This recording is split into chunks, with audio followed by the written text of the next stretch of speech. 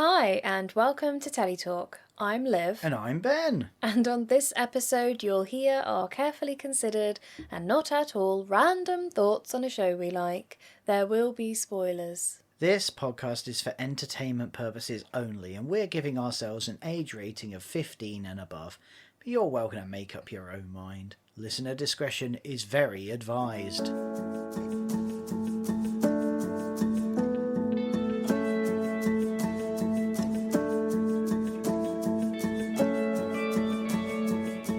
Yar, shiver me timbers, me hearties. It's the tale of not Oak Island. Oh, Death in Paradise. Yar. Da da da da da. Yar, yar, yar. Da da da. Yar, yar, yar, yar, yar. I can't do this anymore.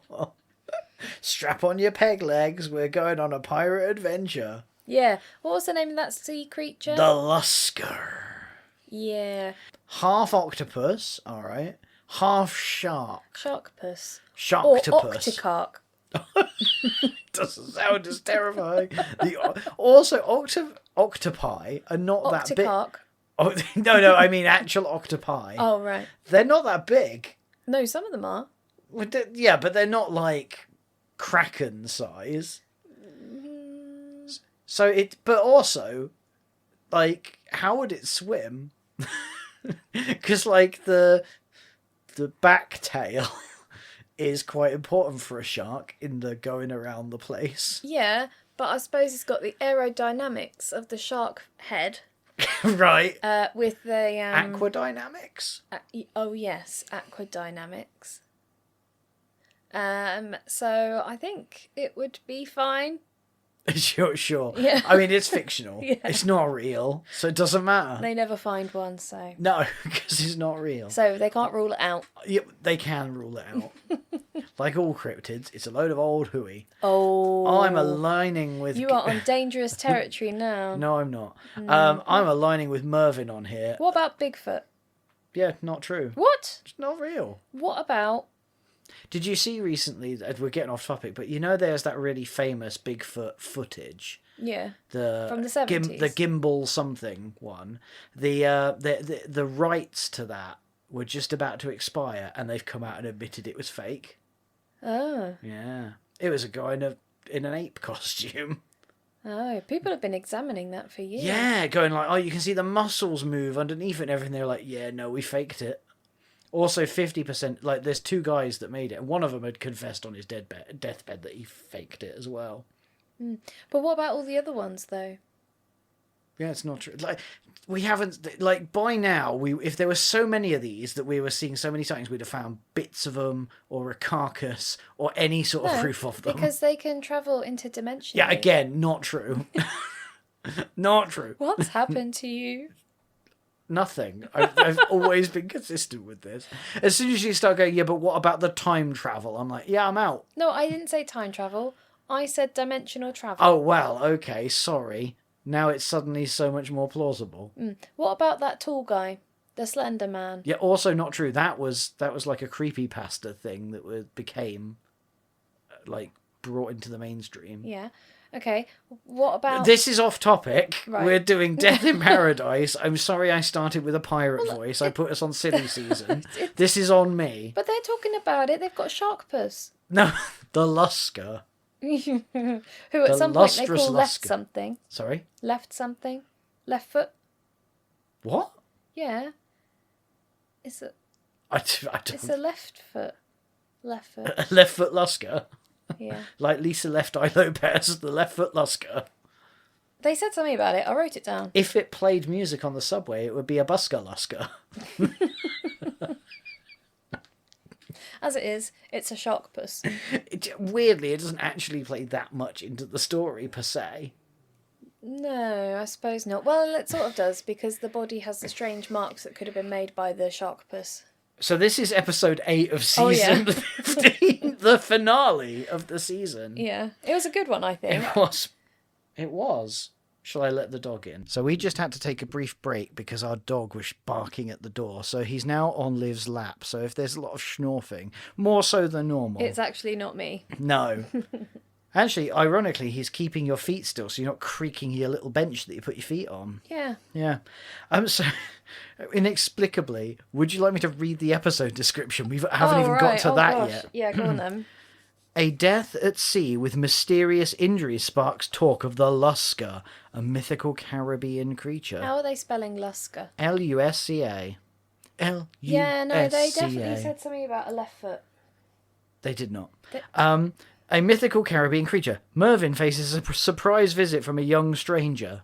Oh, but she arrived last episode. I know, they do this, don't they? Not that we talked about it, we completely forgot that. Yeah, he's got a niece. Happy days. Her name is Eleanor. Eloise. Oh. You're really trying to get You went with Eleanor in the Oak Island episode as well. You got Eleanor on the brain. I have, yeah. Eleanor Rigby. Who? It's a Beatles song. Oh. Died in a church when a That does not sound fun. Oh no, that was Eleanor Rigby. Yeah. Eleanor Rigby. Okay, you've gone off topic. It's in the Yellow Submarine film. Don't you know? Film? The film. It's a song. Yes, but it was We all live in a yellow there was submarine. Believe it or not, there was an an animated film of the Beatles called The Yellow Submarine, which features their out. It's very trippy. Anyway, we are just tangents aplenty. Did you ever watch Miami 7? No. About S Club 7 No. in Miami. No, I didn't. That was good. No, look, Bradley made a really please. This is a really good episode, and we're doing our level best to not talk about the episode, apart from the cryptid that is a sort of tangentially part of the episode. It's like Bigfoot. Yeah, in that it's not real. So subplots. There were two. One of them was only just about a subplot. So we have Mervin's niece, Eloise. Mm-hmm. She's here, and she is just like her dad, Sol. Yeah. She's actually quite a nice comic relief. Yeah, she's got real Marvin. Was it Mervin? No, Marvin. The PC. Yeah. Yeah. Oh, I remember him. Also, Marlon. Yeah. Also something. Oh, yes, that's right. The storylines between Mervin and his brother Solomon were a bit like. Ugh. Yeah. But bringing Eloise in has given that a light-hearted feel, and it's what I always wanted a family dynamic to be. You say light-hearted, I say fucking brilliant, because she tries to scam the commissioner with the 3-card Monty. Yeah. I was like, oh, this is going to be good. And they were like, did she just try and grift the commissioner? And they were like, yep. And I'm like, brazen this is going to be fun. So she'll no doubt get herself into trouble next season. But wasn't it nice that we're getting it to the end a little bit, but they didn't end the season with them going, will he stay? Won't he stay? Yeah. Or like that, it was just like, well, obviously he's staying. He's got like a niece and that. Yeah, he's got family. Imagine if he quit mid treat and they just had to go, oh yeah, he went to Antigua with his. Oh, because I was thinking that the more his character puts down roots here, the harder it's going to be to write him out. But I forgot. Maybe that is why Antigua's involved, so that there is an out if he wants it. Yeah. So there you go. Or they're just like, sorry, mate, we've written you into a corner. You can never leave. It's either that or die. You live here now. Like Richard Paul. Oh, right. I thought you meant the actual actor. No. It's like, you've got to kill you. Oh, my God. Anyway. Yeah, they could pool him. Yeah, that's true. Yeah. Probably. The other one is Selwyn and the police's reputation on the island, which is resolved because Selwyn helped solve the case. Yeah, so it's sort of like member of the public thanks him publicly. Yes. Yeah. Jobs are good. Well, one of the suspects. Yeah. No. Oh, I suppose. suppose? I never suspected her. No, but that doesn't mean that she wasn't a suspect. I knew she didn't do it. Well, good for mainly because I saw her waking up. Is it mainly because you thought it was the left foot Lusca that did it? It's because I saw her waking up from a nap at the time of the death. Right. Well, the interesting thing about this is there's actually sort of two mysteries. There is. Yeah, it's a double mystery. There's a historical one and a current one. Hey, bro, I thought you liked mysteries, so I put a mystery in your mystery. Brilliant. Left foot mystery. I don't know what you're doing. Yeah. So, would you like to run us down the premise of this episode, sure thing. Liv? Okay, so I will take notes and then correct you at the end. There's a man. Touché. Named Giles. Gilles. His name starts with a G. And ends in an Isles. Well, this is going to be a slow episode. And he is a dad. except his son died 7 years ago. An ex-dad. Oh. Oh, sorry. And he meets up with his ex-wife, who has a new partner, Cara and Rory. We're doing names now. I remember their names, so I'm quite impressed with myself. That is unusual. So ex-wife and her new partner, not married, so they are just in a relationship. It's important to get that clarified. And then there's a bit of a disagreement, and then Giles says that he is going out to see to the place where their son disappeared 7 years ago, presumed dead, to honour his memory. Off he goes on the boat on his own, and then he dies, and he is found by the Coast Guard, I think, floating upside down in the water, and he's got all these strange friction burns in a crisscross-like fashion. Like he'd been hugged by some sort of... Sharktopus. Yes, as if he'd encountered some sort of hybrid creature, maybe with tentacles and teeth. Yeah. Although he hadn't been bitten or anything, so it is just the tentacles. No, because the legend around it is that it wraps its tentacles around you and takes you to the bottom. What you haven't mentioned is that we see he is like a prominent presenter who makes his living by talking about the Lusca and saying it's real and that it's a real cryptid and stuff. So which obsessed. He also believes. Yeah, he believes. So this is a part of his hardcore. He is not cynical like you are, Ben. No, but he's also portrayed as a complete nut job. Rude. He is, though. His son died. Yeah. What do you think that does to a person's mental health? He was already an obsessive beforehand, though. Anyway. Yeah. So he's dead now. He is. And Mervin finds a bullet on the boat's deck. Yeah. Strange. You mostly got that right. That was pretty good. Yeah. His son disappeared 7 years ago while looking for the Lusca. Yeah. Yeah. So that his dad seems to think that maybe the Lusca got him. Yeah. You'd have thought at that point the Lusca would have lost its lustre. Wasn't he 2 miles away from where his son had gone missing by the time? No. Was that something different? That's different. We'll get to that. Well done for 2 miles. Good job. So let's talk about the victim, Giles. Yeah, I just told you about him. Well, he used to be a paramedic. Yep. In the UK. 7 years ago, he quit because he couldn't get over his son's death, and he moved out to San Marie. Because they were visiting the island to look for the Lusca. That's right, they were on holiday. And great holiday for the wife. And on the last day, their son disappeared, and he just never left the island and emotionally abandoned his wife. Yeah, because she says she didn't just lose a son on that day, she lost a husband as well. She did. So the suspects are the ex-wife. Who I like. Who you like. So I was surprised she didn't turn out to be the baddie or dead. The ex-wife's new partner. Yeah, Rory. What'd you make of Rory?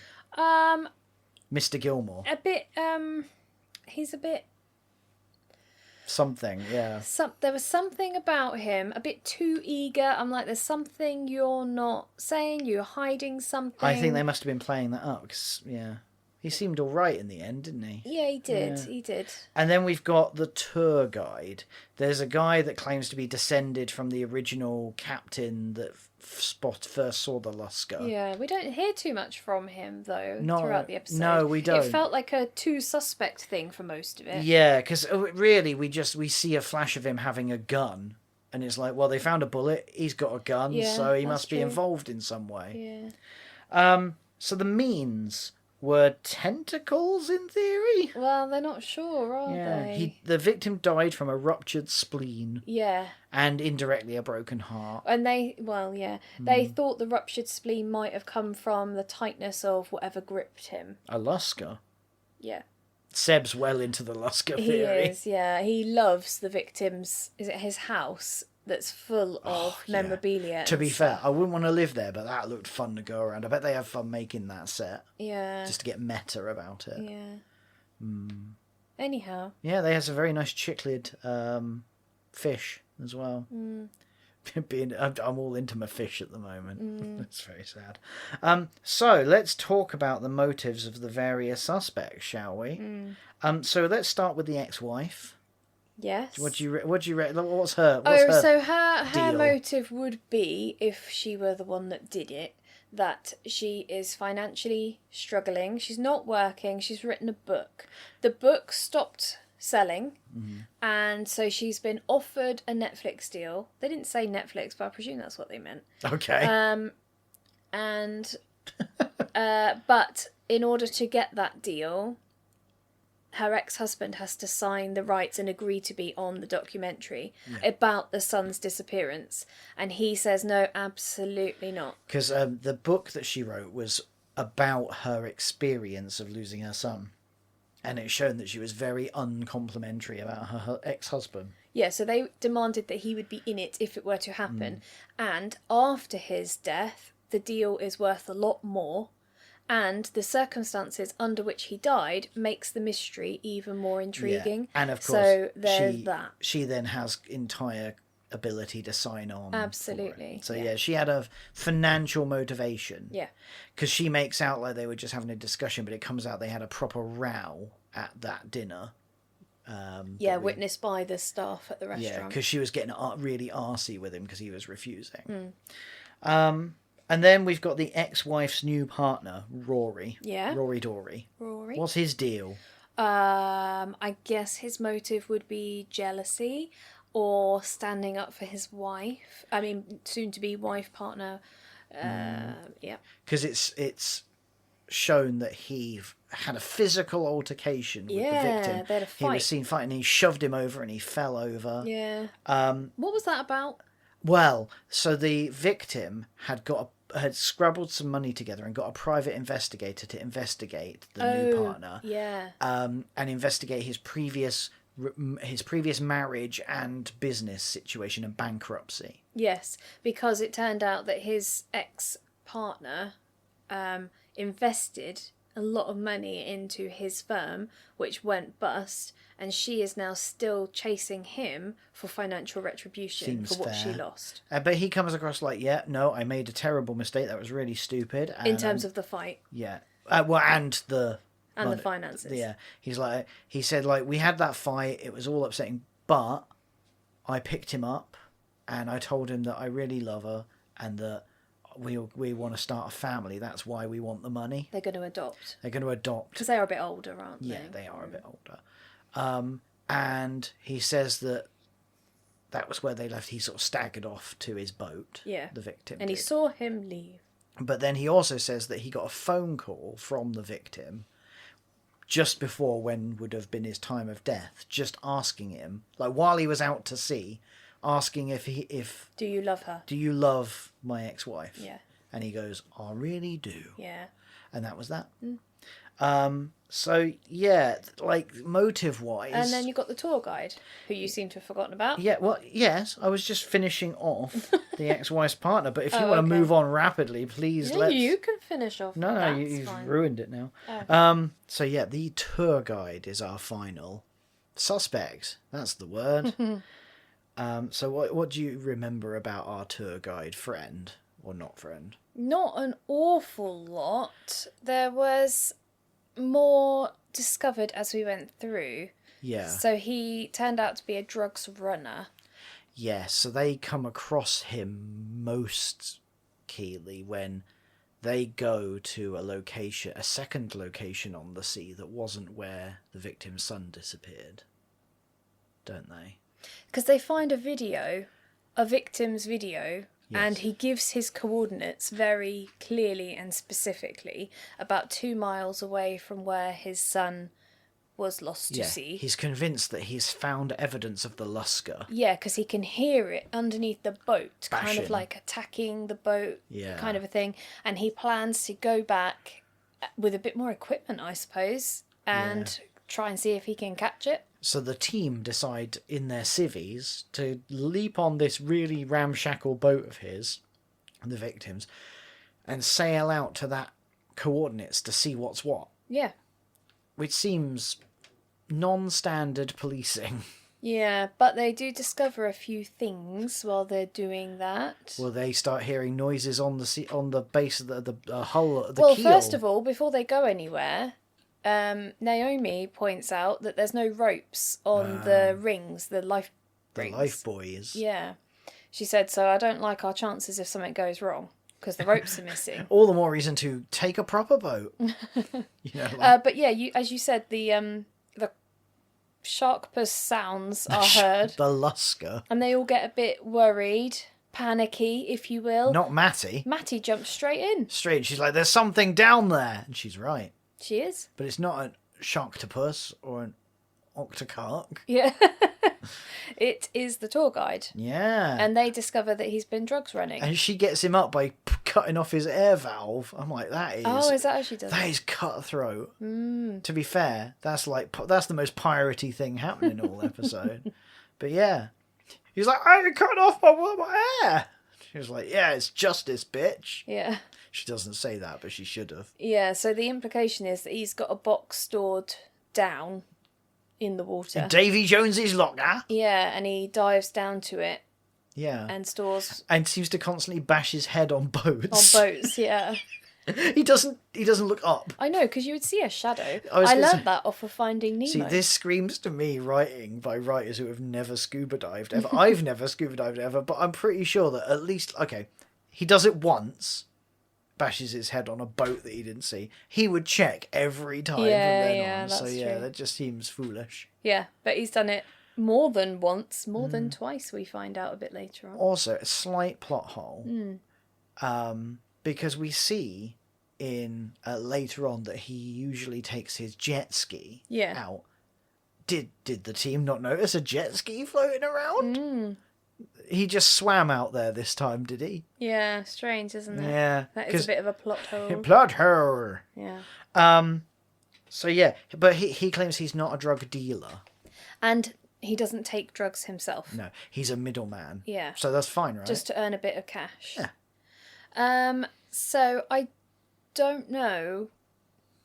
Oh, that's right. Because Catherine, the mayor bar owner person, Catherine Bourdet, said that Giles was needing to speak to the commissioner. So they figure it's because Giles worked out what this tour guide was doing and was going to go to the police with it. So his motive is self-protection. And he was like, yeah, but you said it's because I've got a gun, but I heard that he drowned and wasn't shot. Yeah. And they were like, yeah, well, there is that.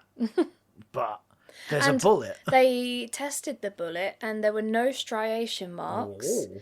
And so it looked like it had never been fired. Yeah. And then they did more testing and it looked like it had been under the seawater. Under the sea. For a substantial amount of time. Under the sea. 7 or 8 years, in fact. Down where it's wetter. Frankly, it's better.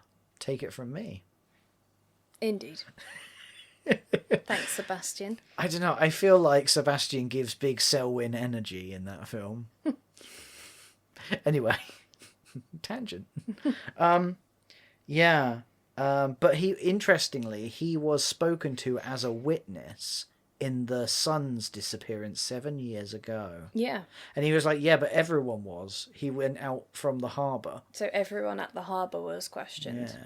So there's this thing with that's on running with the investigation into the son's disappearance where it hangs over the island apparently because the was it the Antiguan Coast Guard found his boat, and so they took over the investigation. Yeah. And Selwyn pressed to try and get involved in the search, but was denied. And the island feel like he should have pushed harder, because especially when they ran into a roadblock, like they just found a dead end, didn't solve it.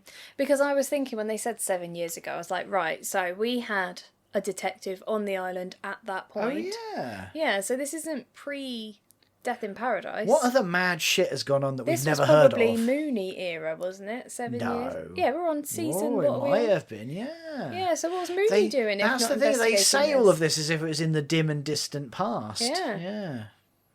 I know. Anyway, so Selwyn is quite focused on the son and that they might be linked. And Mervin is very much focused on the dad and the here and the now. Yeah, like concurrent investigations. So the opportunity is this is the one where this is the part of it where they're like, no one, because everyone that's a suspect was on dry land. Yeah. That he was seen died. Going out alone. Alone. And everyone's phone records and everything say that they were where they say they were. Yeah, so... Mystery. It must have been the Lusca. Sharktopus. Yeah. So, Octoshark. Octoshark. So that's the means and opportunity and motive. Yeah. So are you going to run us down the solution or the solutions? Oh, Because we get a solution to both, and they're both intertwined. Sort of. Yes. Okay, so it's a bit complicated. It's not that complicated. It's a bit complicated. Okay. So I'm going to start with Giles, our main murder victim for this episode. He was not shot through the heart. No gun involved. Spleen! So he got into that fight with Rory. Yes. Got pushed over. I love that because you remember the name this week. We're going with the names rather than their description. The wife's new partner. Rory Dog. Anyway, and if you remember, he got pushed over and he hurt his side. Now, that was actually when his spleen got ruptured and set into motion Giles's death. Set into motion as he went out to the ocean. Yes, but he didn't know he was dying, so off he went on his boat all by himself. Doodly-doo. And he got, 6 miles out to the place where his son disappeared. Mm-hmm. And he realised something wasn't right. Because he was an ex-paramedic. He was the paramedic. That's where that comes in. So he knows what's happening. He knows he's dying. And he knows that Rory will go down for his murder. He'll go down, down, deeper and down. If he's found on the boat. Because they'll do a post-mortem and they'll know exactly how he died. They'll be able to glean. It was his spleen. Yeah, so what he sets out to do is commit suicide before he dies. It was either commit suicide or to sort of cover up, make it look like a suicide. Yeah, so what he does is he uses the ropes from the lifebuoy rings to strap around his body tight enough so that they would leave a mark that would add confusion. Right over his spleen as well. That would have hurt. I know, right? And he attaches a spare boat battery to make him sink. Yep. And he throws himself overboard. Down To the depths of the ocean. Deeper and down. When he's down the bottom, it can't be very deep. When he's down the bottom, he finds a bullet. Now, I would not have my eyes open underwater, but clearly this guy does. He was, cause for someone that is like doing all of this, he is very much like, oh, let's just have a look around. And he finds the bullet. Yeah. And he suddenly makes a connection with his son's disappearance and go, oh, hang on, there's a bullet here, so maybe my son was shot. So tenuous. He loosens all the ropes that he had tied around himself, floats back up, knows he won't have the energy to drag himself aboard, so just throws the bullet and hopes it lands in the boat and someone will find it and discover what he has worked out. And then he dies the ocean. This is so tenuous. It's like, I know, I will throw the bullet on there, someone will figure it out. Yeah, so technically Giles kills him, involuntary manslaughter. Yep. And then he tries to create a suicide thing, but then he creates and provides a clue for his son's death. And the inference is that's why he rang Rory to ask if he loved Cora. Yeah, Cara. Cara. Do you love her? Yes, I do. Right, okay, I will try and protect you then, was the sentiment there. Yeah. And so that leads us on to the second murder, which was the son. It turns out he's dead.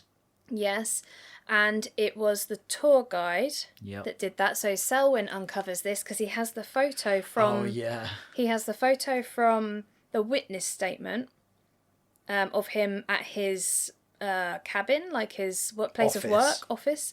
And the day before, there was a picture of the son. I think his name was Ben or Sam. It was Ben, I think. With his dad at that office. And Selwyn's comparing the two and going, hang on, that wall's moved. He said, I had to get my magnifying glass out and I spotted it. Yeah. So the bullet tells a story and the moved wall tells a story. They take the wall down, there's the son's body. Yeah, so the gist is, the story as the tour guide tells it is that he was down at this spot, which was the original spot he would stash the drugs.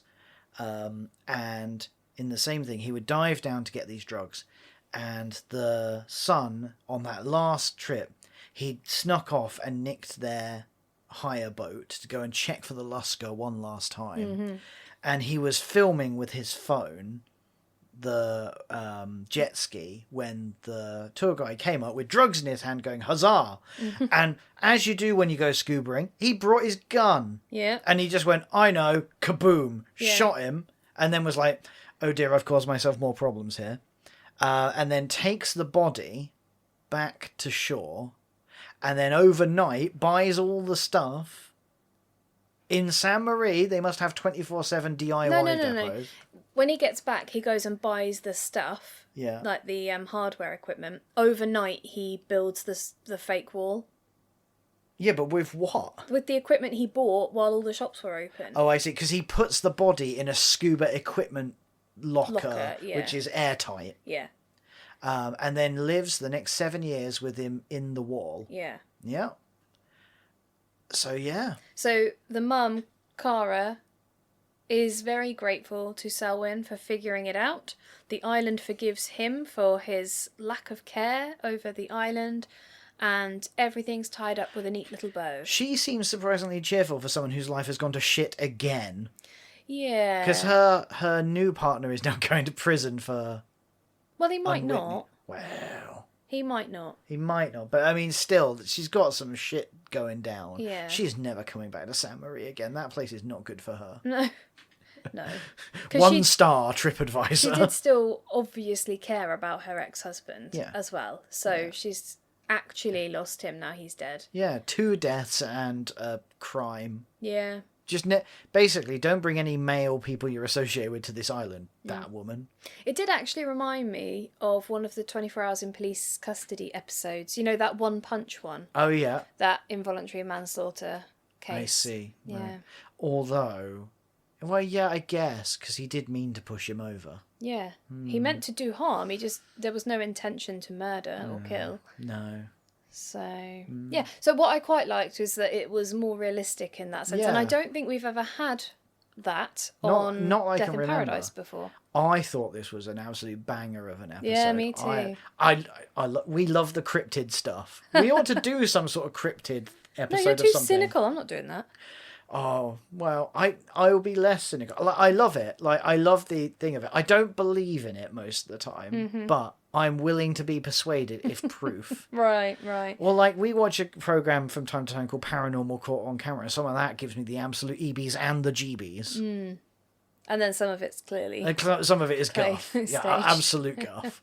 Like someone with a sock puppet. Do you remember there was that one that really freaked you out? And you were like, oh my God, that is so real. And we showed my dad and he was like, that is ridiculous. That is such This and bullshit. this. Yeah. And you went, oh yeah.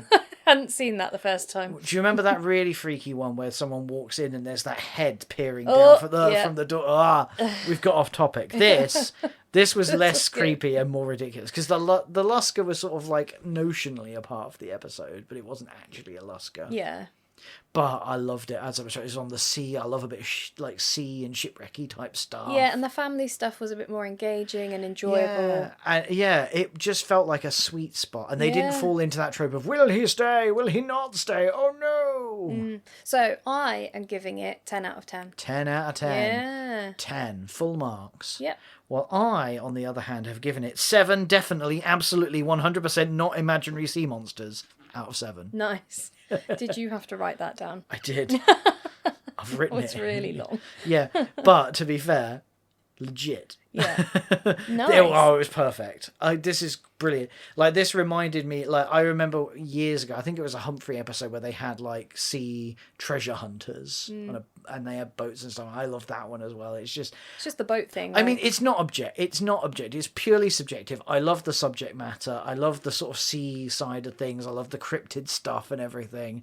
So it was always going to get high marks anyway, but they dealt with it really well and it was fun and it was interesting and different. And because we had the two sides to it as well, the historical and the current, it added another layer. It was really good. Yeah. I enjoyed it. Yeah, I had a great time. It's all downhill from here. Well, we have to wait a year nearly. Yeah. Be We'll back have for a forgotten Christmas about it. special. We'll go to the Christmas special. I guarantee we'll be going, Who's do that? you remember the Lusca? The sharktopus? Maybe. Octoark. Yeah. If we named if we titled our episodes, it would be "Beware the Octoark." But on that note, if you've enjoyed this podcast as much as I enjoyed the Lusca or the octoark, please do take a moment to review us or rate us on your platform of choice. We'd really love it, and we'd be yarra me hearties. That was brill. Lord. So thank you so much for listening. We will see you next time. Bye.